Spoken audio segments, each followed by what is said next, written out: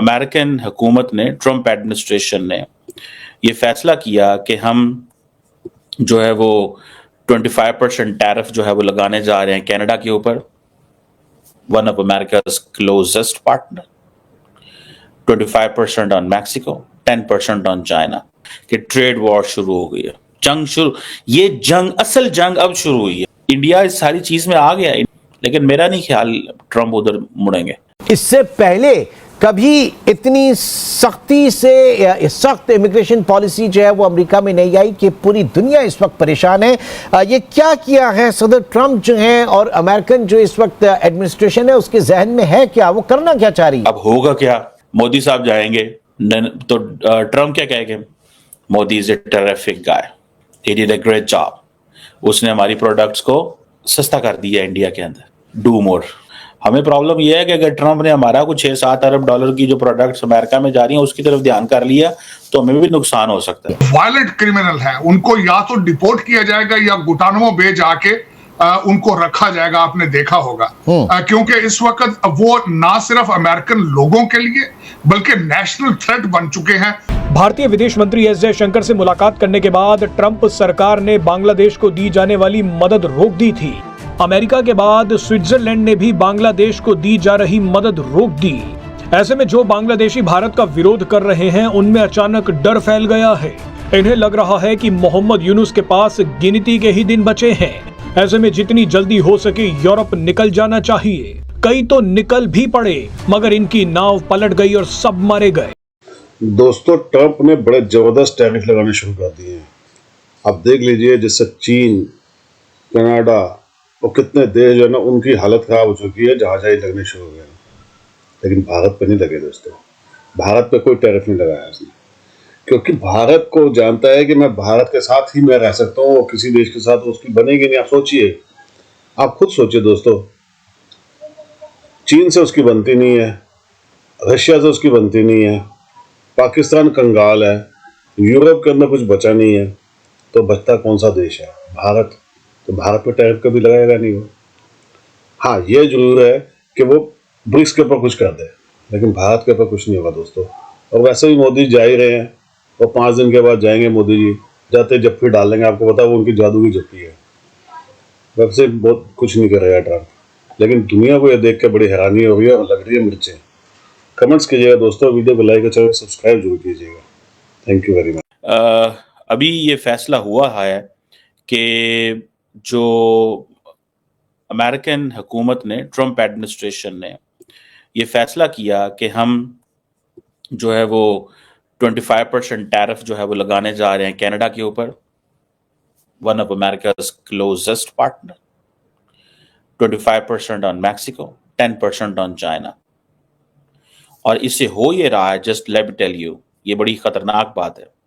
तमाम जो Asian markets हैं वो अलर्ट हो गई हैं, बिकॉज कि ट्रेड वॉर शुरू हो गई है, जंग शुरू। ये जंग, असल जंग अब शुरू हुई है। वो कैसे जंग शुरू हुई है? आपके स्टॉक्स, आपकी करेंसीज पूरे के पूरे दुनिया के अंदर जो है वो गिरनी शुरू हो गई हैं। और जो इक्विटी मार्केट्स हैं एंड करेंसीज हैं वो सेल करना शुरू कर दिया।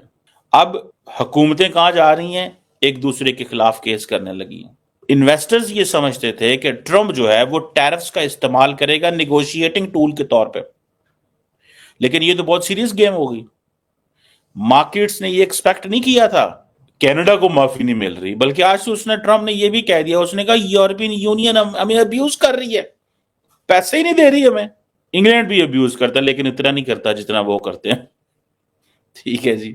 सो इसी से आप अंदाजा लगा लें कि डोनाल्ड ट्रंप जो है, इसी तरह ये चीज सारी की सारी इंडिया जो है, इंडिया इस सारी चीज में आ गया। इंडिया को पता है कि अगली बारी शायद हमारी हो सकती है, लेकिन मेरा नहीं ख्याल ट्रंप उधर मुड़ेंगे।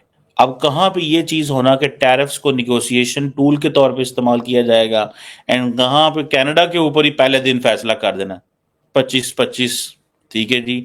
अब वो सुनने में आया कि चाइनीज गवर्नमेंट्स जो है वो कह रहे हैं कि हम यूएस को सू करेंगे वर्ल्ड ट्रेड ऑर्गेनाइजेशन में। अब ट्रंप जो है वो कनाडा को और चाइना को करीब कर रहे हैं। सो ये आप समझ लें कि एक एक एक एक इकोनॉमिक शॉक है, एक इकोनॉमिक शॉक है जो आया है, और इस इकोनॉमिक शॉक का किसी के पास कोई समझ नहीं है क्या करना है। लेकिन इंडिया ने अपनी कीमतें कम करके, ठीक है, उन्होंने अपना तासुर, अब होगा क्या, मोदी साहब जाएंगे तो ट्रम्प क्या कहेंगे, Modi is a terrific guy, he did a great job, उसने हमारी प्रोडक्ट्स को सस्ता कर दिया इंडिया के अंदर, डू मोर। हमें प्रॉब्लम यह है कि अगर ट्रम्प ने हमारा कुछ 6-7 अरब डॉलर की जो प्रोडक्ट्स अमेरिका में जा रही हैं उसकी तरफ ध्यान कर लिया तो हमें भी नुकसान हो सकता है। यूएस एड तो हमारी बंद हो ही गई है। इंडिया, आपको पता है, is already considered as a friendly country. तो अल्लाह करे पाकिस्तान की तरफ तो ना ही देखें इन चीज़ों की तरफ।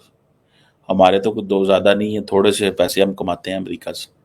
हमारे कारोबारी लोगों को तो कख पता नहीं करना क्या है, वो तो वैसे ही घबराए होते हैं और हुकूमत को कह रहे होते हैं pampering, all time pampering from the government, हमारी मदद करा दें फलाने मुल्क से। यूरोपियन यूनियन हमें, हमारे बिजनेसमैन कम्पीट ही नहीं कर सकता।